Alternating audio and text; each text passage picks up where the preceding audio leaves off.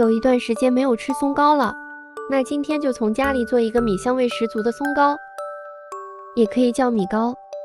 160克粘米粉，也就是大米粉，40克糯米粉，再加35克白糖，90克清水，边倒边搅拌，一定不要一次性加进去，因为面粉的吸水性不同，所以要一点一点的加。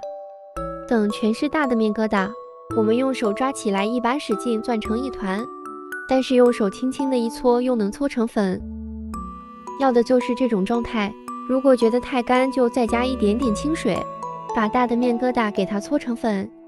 为了让它吃起来口感更加的松软，全部给它过一遍筛。这个没有什么难度，就是比较费时间而已。全部过筛完，先放一边备用。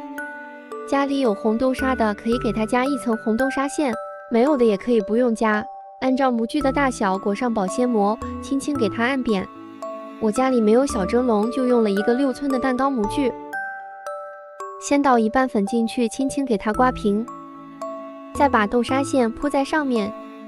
记得一定不要使劲按压，如果按压的话，它的口感就会特别的硬。所以不管是刮平的时候，还是放豆沙，一定要稍微轻一点。豆沙铺好后，把剩下的一半粉倒进来，再用刮板或者是用铲子，都可以轻轻的把它表面给刮平。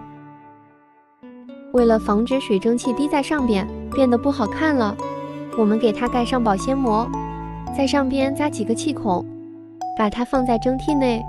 水开后上锅蒸25到30分钟。如果你家里有那种小蒸笼，可以时间比这个稍微短一点。蒸好后，轻轻的给它脱模，再用刀按照自己喜欢的形状切成一小块一小块的。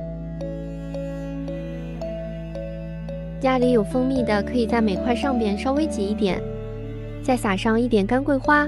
如果你家里没有，也可以不用，直接吃也很香。我是为了它更加美观，所以才放的。这个松糕蒸好后，就有很浓的一股米香味。我尝了一下，米香味很浓，有淡淡的甜，口感也比较松软，和我以前从南大门买的没什么太大的区别。有时间你们也试试吧，唯有美食与你不可辜负。